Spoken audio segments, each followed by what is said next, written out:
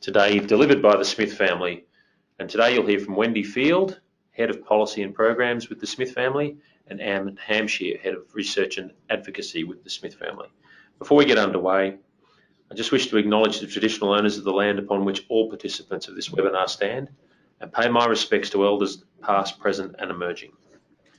Again, as the Smith family is very well known to all participants, I guess I'll just ask Anne and Wendy to say a few words about themselves and then get into the webinar. Over to you, Wendy and Anne. Hi everyone, and thanks for making the time to attend this webinar this morning. So I'm Wendy Field and my job is Head of Policy and Programs here at the Smith family. And I'm Anne Hampshire and I look after research and advocacy at the Smith family. And Wendy and I would both like to acknowledge the traditional owners of the various lands on which we're gathering this afternoon and pay our respects to elders past, present and emerging. Well, thanks so much to you and to ARACY for your leadership in putting on these webinars. We think it's a terrific initiative where various organisations across the sector are coming together and putting forward their policy priorities on behalf of children and young Australians. And thanks very much to everyone who's joining us today, particularly in this time in between the Easter break and the Anzac break. Our presentation today will be divided into two parts. Firstly, a context, and a quite extended context about what has really influenced the policy priorities that we're going to then subsequently talk about in the second half of the presentation. I'll walk us through that context first of all, and then pass to Wendy to talk about our 6 policy priorities. In terms of the context, this is really the underpinnings which have led us as an organisation to come up with the 6 policy priority recommendations we've identified. And we'll break that context down into 4 different components. Firstly, the organisational context, who the Smith family is, the type of work that we do and what's important to us. And then very much influenced by the dimensions of child poverty in Australia, its extent and its impact. And that is really driving the policy priorities that we will be recommending. We'd like to bring some of the voices of young Australians into our conversation this afternoon. What are young Australians themselves saying about what they see as the essentials of life for all young people? And the final part of our context is some research, which I think a lot of you will be familiar with, about how do we improve the lives of children and young people. And from our perspective, that research should really drive any policy priorities for a future government. The organisational context, Paul was kind enough to say that most of you might know who the Smith family is, but just to recap, we were established in 1922. Our vision very much is a better future for young Australians in need. Our work has always been around supporting disadvantaged families and their children, but our mission now is very much focused on creating opportunities for young Australians in need by providing them with long-term support for their participation in education. And so you'll see through our policy priorities a very strong focus both on disadvantaged children and young people and the role of education in helping to break the cycle of poverty and disadvantage. We are a national organisation and we have very much a place-based approach, working in all states and territories. That place-based lens will also underpin our policy priorities for the federal election. In terms of scene setting, many of you will be familiar with the extent of child poverty in Australia.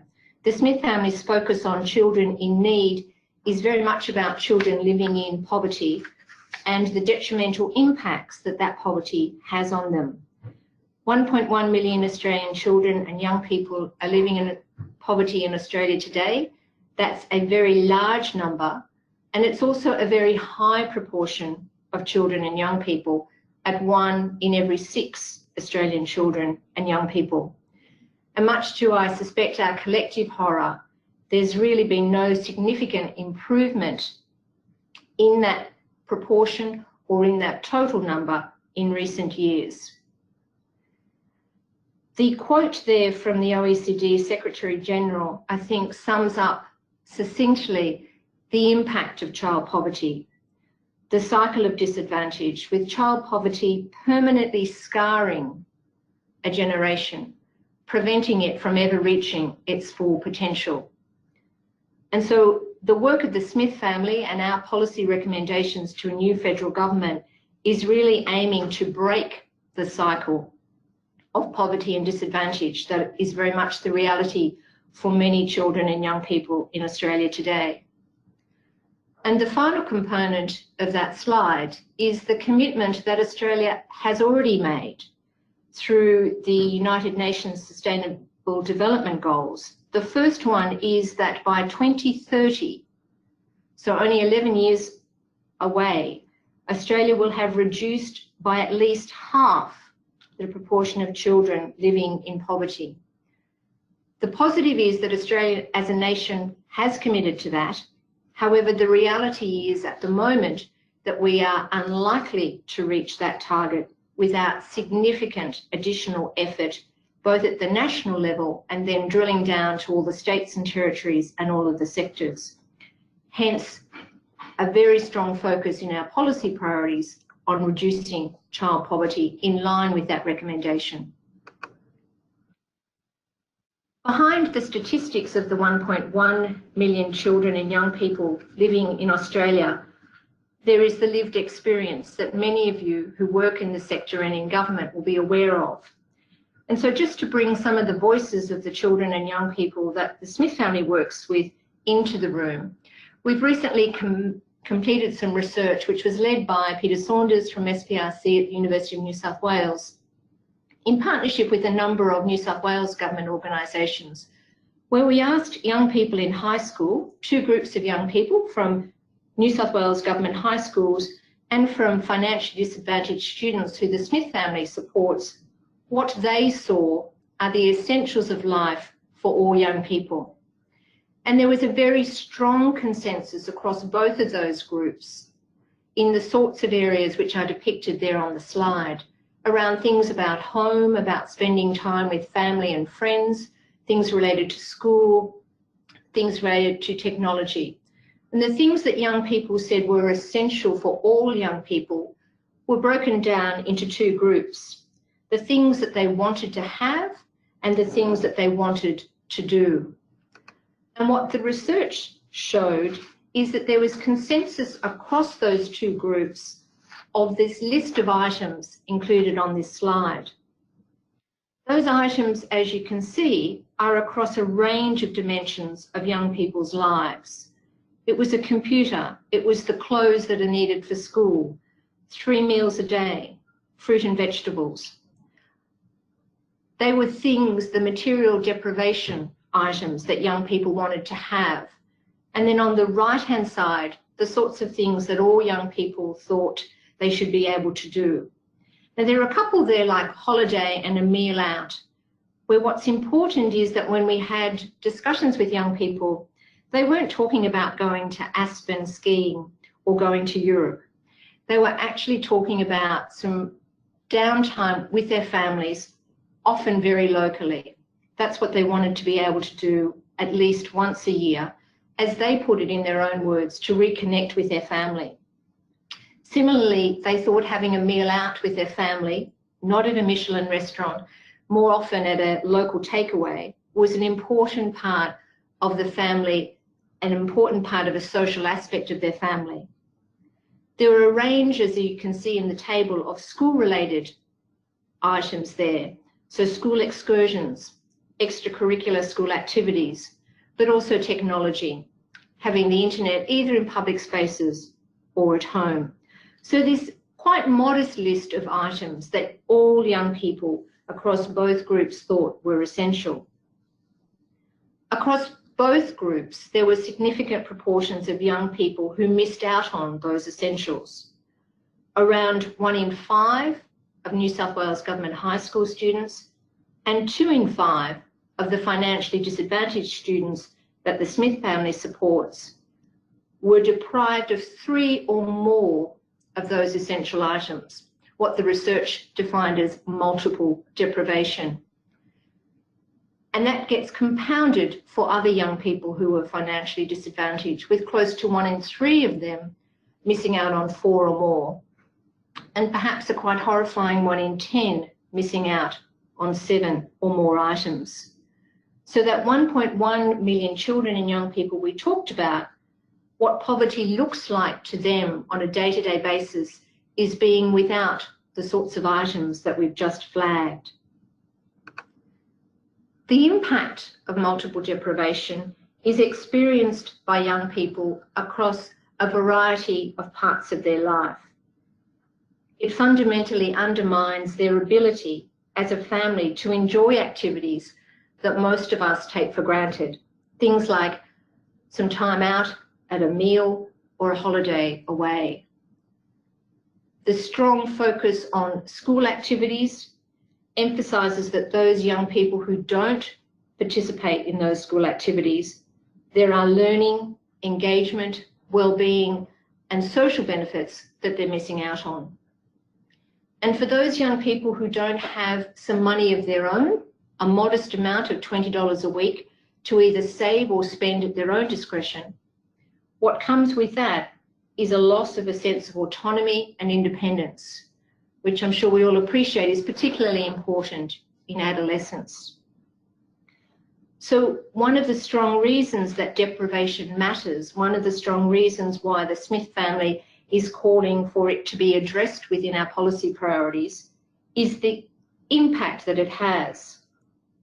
The research that I've alluded to was able to show that young people experiencing severe deprivation had much lower levels of well-being, and they were more negative in their attitudes towards schooling than young people who weren't experiencing severe deprivation. And in fact, deprivation was shown to impact on just about every dimension of their lives. Their sense of life satisfaction, their sense of control, how positive they were about the future, how well they thought their family was functioning, their sense of safety and connectedness, both to family, friends and school. Deprivation matters because of the consequences for poorer well-being and attitudes to school, because that in turn leads to the likelihood of them leaving school early and having poorer lifetime outcomes. So for the Smith family, addressing child poverty and deprivation is absolutely critical. The impact of child poverty is borne out across the early years, through schooling and into post-school engagement. Many of you would be aware from the AEDC that 1 in 3 children in Australia's most disadvantaged communities are vulnerable on one or more key areas when they start school. And as the numeracy stat there and the Year 12 completion stat there show, unfortunately for many young people, school doesn't level out the plane of disadvantage. And what we see by post-school engagement is a much higher proportion of young adults from our disadvantaged communities not being fully engaged in work or study relative to their more advantaged peers. And with that comes a lifetime consequence of lower income, higher levels of welfare dependency, poorer health, poorer life satisfaction. So the strong connection in Australia between poverty and young people's educational and life outcomes is the cycle, is the nexus that we strongly believe at the Smith family we as a nation need to work much harder to break in. So how might we go about identifying policy priorities, and what's the research which should underpin that? I think many of you will be supportive of and working in an ecological approach. We know from the research that there is no one answer, that we can't just work with the child, we can't just work with their family, we can't ignore the context of learning and care institutions like school, nor the place in which young people grow up. Multiple factors influence children's outcomes, both educationally and more broadly. Those factors, as many of you would know, place a child on a particular pathway But research also importantly shows that that pathway is not set in stone or cement. It isn't fixed. And what we need to do, research would show, and practice would tell us, is provide the right support at the right time. That support needs to be child-centred, it needs to be tailored, targeted and timely. And if we work in multiple areas in our policy responses, then we will have the maximum impact on positive life outcomes for children. The other research which strongly underpins our policy priorities is that of James Heckman, the Nobel economist. James Heckman's work is well known in terms of the early intervention space, but possibly what's less well known is this slide, which focuses on the impact on disadvantaged children of a range of interventions. American data, but likely to be fairly similar for Australia. This table identifies what might the outcomes be in a range of key life outcomes for no intervention for disadvantaged children, for an intervention which only happened in early childhood, for an intervention which only happened in adolescence, and then for a balanced intervention across the full life cycle of a child. And what you can see from the bottom row of that table is that balanced intervention across the full life cycle of a child, beginning early, investing early, but keeping on investing, sees a higher proportion graduate high school, a higher proportion enrolled in university, and a lower proportion on welfare and criminal conviction, bringing benefits not only to the child, their family, the community, and governments as a whole. So in summary, our policy imperative is very much about breaking the cycle of poverty through early intervention and balanced support. Education is the key enabler of economic and social participation. Getting that right, helping disadvantaged children to achieve educationally, is the most cost-effective way of addressing intergenerational disadvantage, poverty and welfare dependency. But at 1.1 million children living in poverty, with a significant gap between advantaged and disadvantaged children in terms of educational and employment outcomes, there is much to be done in terms of early intervention, and that will then bring improvements in children's educational, health, well-being and employment outcomes, and bringing benefits to us all. So that's the context of our policy recommendations, which Wendy will now talk us through. Thanks, Anne. That was a really nice summary and overview of the evidence that underpins our policy priorities. So as Anne said, I'm going to talk now about what we would like to see the next government do in this space. And outlining our policy priorities, they are some national action to reduce child poverty, improving the education and life outcomes of Aboriginal and Torres Strait Islander young people in particular, continuing the work started by ARACY last year in supporting parent engagement in their children's learning, a focus on strengthening community engagement that enriches student learning, building the Australian educational evidence infrastructure, and investing in effective careers support for young people. And we see all of these as intertwined and interdependent. None of them stand alone in a sense. So drilling into each of those now, Anne talked about the UN Sustainable Development Goal Framework, and she talked about reducing poverty, Goal 1, quality education, Goal 4, and reducing inequalities, Goal 10. And as she pointed out, the target to have the level of poverty is just 11 years away. And given how we're tracking, we need to put some specific actions around making sure that we achieve those targets. We need, in the first instance, to agree a definition of child poverty. The notion of poverty has really dropped out of our language, and in current parlance is highly disputed. So we need to get an agreed definition of child poverty. And then, aligned with the notion that you can only impact what you measure, we think that a focus on reducing child poverty should be a priority consideration for COAG. And COAG should be the forum through which national progress is measured and publicly reported on.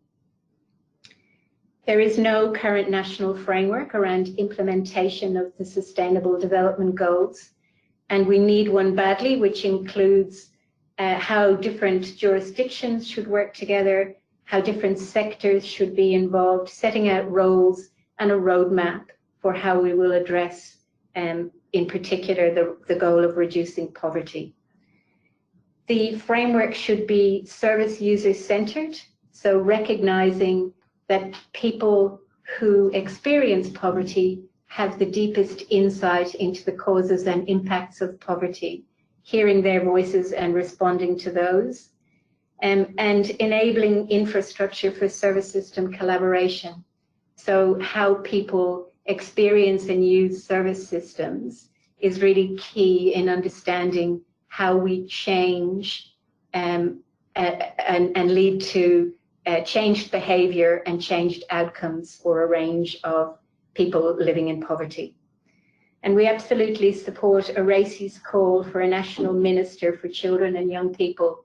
It's an area that has had no specific policy focus for some time. And then moving on to, given what we know about the outcomes for support for Aboriginal and Torres Strait Islander young people in particular, we absolutely endorse the need for a continued focus on improving educational and life outcomes for Aboriginal and Torres Strait Islander young people. We support the reframing of closing the gap targets to be less deficit-based and more aspirational, really reflecting the strengths and the current attributes of Aboriginal and Torres Strait Islander peoples and communities, and building on those. We need to acknowledge the wisdom of Aboriginal and Torres Strait Islander culture and knowledge, and integrate that into our approach and how we think about the targets. And building a more nuanced understanding of the nature of gaps within Aboriginal and Torres Strait Islander peoples, so not assuming that all Aboriginal and Torres Strait Islander peoples' experiences are the same and that a blanket approach will fix the problem. We need to understand the different contexts and experiences of different Aboriginal groups. And again, that notion of understanding the how we're tracking in terms of progress, introducing short and medium term performance indicator for each of the closing the gap targets. And really importantly, we think a focus and a new target on the participation of 16 to 24-year-olds in study or work after secondary school. We currently have no measure of what's happening for young Aboriginal and Torres Strait Islander people after they leave school or move into the workforce. And then moving on to supporting a focus on parent engagement in children's learning. So we've got lots of focus on supporting school funding, and the Smith family would absolutely endorse that. But we also mustn't forget the vital role that parents play. It's critical to children's educational outcomes. It's evidenced by the research, and ARACY did a significant amount of work in this space last year. That research has yet to be sufficiently leveraged in Australian educational policy. We think that the Commonwealth has a key leadership role to play here, thinking about institutional reform that focus on the obligation on schools and states and territories to embed parent engagement in culture and practice.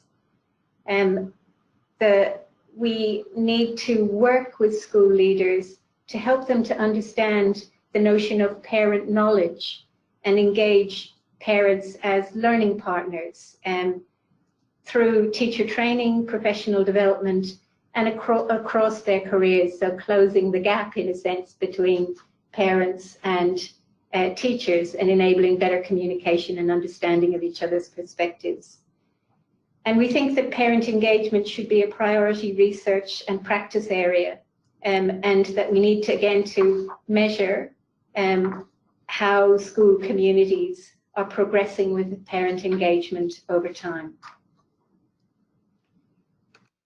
And keeping a focus on schools as a site of community engagement, we strongly believe that schools alone can't create the optimal conditions for young people's learning, especially in disadvantaged areas.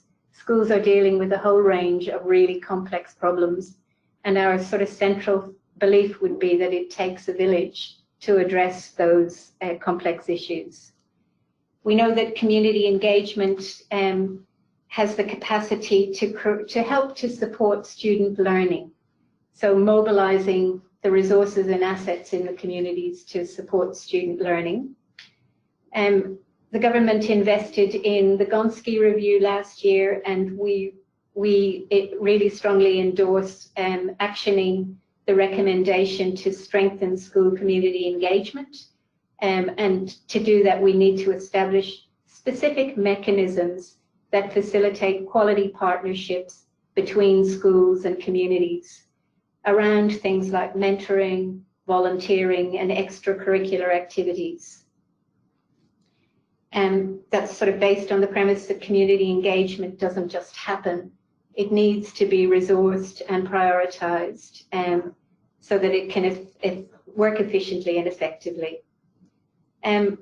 We need to understand what's happening in the Australian community, what's the practice, and evaluate ongoing efforts to ensure more effective use of resources with a focus on student outcomes.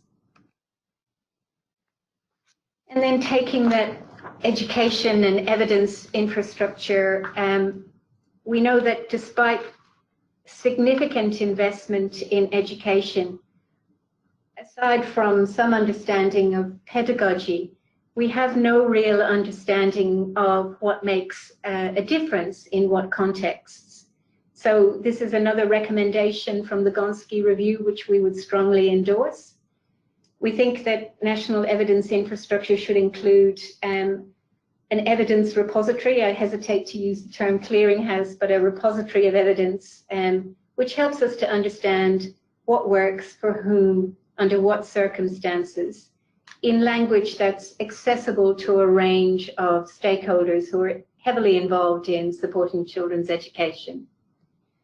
We think that infrastructure should include the development of tools and resources that help schools and other organisations understand what the needs of their students and their school communities are, to prioritise those needs to achieve specific outcomes, to select evidence-based initiatives that would work towards improving those outcomes, and tools that will help schools and school communities to track their progress. And they should also undertake or commission evaluations to add to the evidence, including those things that work in the school setting and beyond school gates. A key facet of this progression on building evidence infrastructure is being able to track outcomes for individual and cohorts of students over time. And so we really strongly support the progressing on and actioning implementation of a unique student identifier for all school students. And ideally that would be implemented prior to school, so in the preschool space through to post-school study, so we can understand individual school student journeys and the features, the range of inputs that have led to the outcomes that happen for those students, and from that continue to build our evidence base. It's particularly important to understand those school journeys in the context of disadvantaged students. And at this stage, we don't have any longitudinal tracking. If students move between jurisdictions, their previous education journey is lost. The Australian government actually endorsed a unique student identifier in 2009, but progress is very slow, and we need leadership, drive and investment to make that happen. Productivity Commission have also endorsed this, and on that slide there's a quote from the Productivity Commission report, sort of focusing on the benefits that a USI would deliver to teachers, families, as well as supporting data linkage for education research purposes. And lastly, but by no means least, recognising that, you know, linking back to Anne's slide around investing in early childhood for disadvantaged students, but then keeping investing in support, we think, particularly again for disadvantaged students, support falls off badly in the later years of secondary school when children and young people are starting to think about the world of work. Current approaches to career support in schools are really inconsistent, they're ad hoc, and in fact in disadvantaged schools they're probably the least well supported. We would like to see leadership from the Commonwealth to support the development of careers strategy and implementation, which would enable effective and timely contemporary careers support, and particularly focused on disadvantaged students, including those in regional and outer metropolitan communities that are impacted by major economic and employment changes. And the evidence again points really clearly to the fact that children and young people start to rule themselves in and out of future career options very early, so early in primary school from about year 3 onwards. So we need to be starting careers thinking in primary school. So we think that effective support would enable children and young people to understand what their options are, firm up their knowledge, their skills and confidence regarding careers and post-school planning, supporting them to develop ambitious and realistic career aspirations, and enabling them to understand the study options that they need to take while they're in school. Help them to understand the range of diverse post-school training and education offerings, including vocational education and training as a realistic pathway. And really importantly, because of what we know about how children and young people take advice from parents, enabling parents to be engaged in their child's education and career planning. So that's the end of our formal presentation. Thank you for your patient listening, and I will now hand us back to Paul as the convener.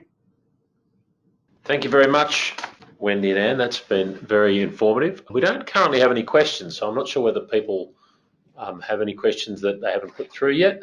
We might just chat for a moment or two, and if some questions come through, that would be great. Failing that, we will wrap it up.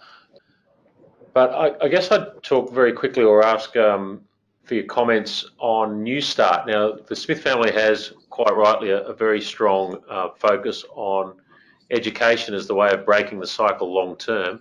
Just wondering, and as you know, ARACY's joined the campaign now that we've sort of developed some evidence that shows the impact New Start's or jobless, sorry, we link the low rate of New Start to the rate of deprivation of children in jobless homes. I'm just wondering what the Smith family's view on New Start is as a way of perhaps seeding the early years as a less hostile place for kids to develop. So I think our position would be that anything that impacts on the financial stress on families is a barrier to children's participation in education. And so we would be supportive of any initiatives that mean that families can afford more of the essentials of school life, and don't have to struggle so hard to enable their children to participate in school, to attend after school activities, and to be able to participate in extracurricular things or go on the school outing. So very broadly, that we would see that if New Start, which we understand it is a contributor to additional financial stress for families, although it's not the only contributor, we think that those matters need to be addressed. Yeah, thank you. And yeah, that we'd agree. I mean, it's not the be all and end all, but it's a contributor to childhood stress and family stress, and any deprivation in those early years. Work we've done through the first 1,000 days, getting it right in the early years partnership shows that deprivation and problems in the early years, not surprisingly, carry on through, and your research backs that up, and that very stark table by Heckman that shows the difference in graduation rates and so on when you get a balanced set of interventions throughout the child's life is pretty sobering. Yep, absolutely. Wendy and Anne, we don't seem to have any questions coming in, so we might wrap it up. Your details will be available on the slideshow, which will be available on the recording, which we'll put up on our website early next week, and we'll also be sharing on social media and through our email channels, as I'm sure will the Smith family. So at this point, I guess I will say thank you, Wendy and Anne, for a very comprehensive presentation on, I think, what's a very comprehensive policy package put together based on research and experience by the Smith family. A very impressive package indeed. Thank you. To our participants, thank you for tuning in today, and thank you for your persistence and attendance. As I said, this webinar has been recorded and will be made available on the ARACY website from next week, and we'll also be sharing it through our Twitter feed, and the Smith family will also be sharing it through their various channels. So we invite you to get a hold of it, watch it again, share it with colleagues, spread it widely, because there's not long until polling day, and it's very important that we keep these matters front of mind for those seeking high office. There are a couple more in this election webinar series that ARACY is running. We're going to hear from Professor Anne Sanson next week. She's going to be talking to us about climate change as a threat to the well-being of children and young people. And we are working with the Parenting Research Centre to put together a final webinar in the week of I think it's the 8th of May. So details will be out about that one fairly soon. Thank you one and all for attending. And please keep an eye on our social media channels and our e-bulletin and our website for a copy of this webinar and for the details of future webinars. Thank you, Anne and Wendy. Thank you. Goodbye, everyone.